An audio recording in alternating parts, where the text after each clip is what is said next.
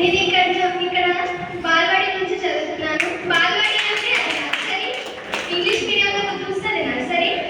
But నేను బాల్వాడి నుంచి 7th దాకా తెలుగు మీడియంలో చదివాను. ఇంగ్లీష్ మీడియంలోకి సిస్టర్స్ నన్ను నువ్వు రా చదవగలవు అని అన్నారు. కానీ నేను చాలా భయపడ్డాను. స్టార్టింగ్లో ఇంగ్లీష్ మీడియంకి వచ్చాక కూడా చాలా అంటే చాలా బాధపడ్డాను. ఎందుకంటే నేను 7 years తెలుగులో ఉండి నాకేం అర్థం కాదు. డైరెక్ట్ ఇంగ్లీష్ మీడియంకి వచ్చి ఒక్క బుక్ మాత్రమే తెలుగు టెక్స్ట్ బుక్లో ఒకటి తెలుగులో ఉండి మిగతా సబ్జెక్ట్ అన్ని ఇంగ్లీష్లో ఉంటే నేను ఎట్లా చదవగలను, నాకేం అర్థమైంది చాలా బాధపడ్డాను.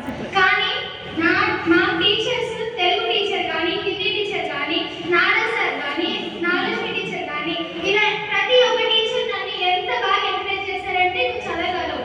నేను ఒకవేళ మార్క్స్ తక్కువ వచ్చినా కానీ నువ్వు ఇంగ్లీష్ మీడియం నుంచి వచ్చినావు, నువ్వు తెలుగు మీడియం నుంచి వచ్చినావు, నువ్వు ఇంత బాగా ఇంగ్లీష్ మీడియంతో పాటు ఇంత బాగా తెచ్చుకున్నావని ఎంతో నన్ను ఎంకరేజ్ చేశారు. నేను ఇప్పుడు 9th క్లాస్ 8th నన్ను ఎవరు పట్టించుకునేవారు కాదు. కానీ 9th వచ్చినప్పుడు నన్ను అందరూ భువనేశ్వరి అని గుర్తించగలరు. అంటే కేవలం మా టీచర్స్ వల్ల మాత్రమే అది.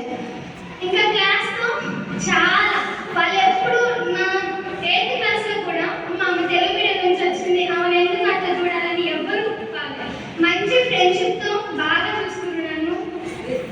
బాయ్స్కి వస్తే వాళ్ళు దొరకడం మా అదృష్టం అనుకోవాలి. అలాంటి ఇప్పుడున్న సిచ్యువేషన్లో బాయ్స్ అంటే బాయ్స్ వరుస ఎట్లుండాలి ఏదనే కాదు.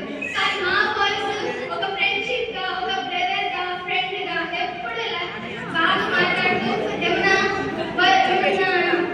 ప్రాబ్లం వచ్చినా కానీ అంతగా ఉండే వాళ్ళు. ఇక టీచర్స్ విషయానికి వస్తే ఇంకా వీళ్ళు దొరకడం మా అదృష్టం. ఎందుకంటే ఎంత తెలిసి తెలియని తప్పులు ఏమైనా చేస్తే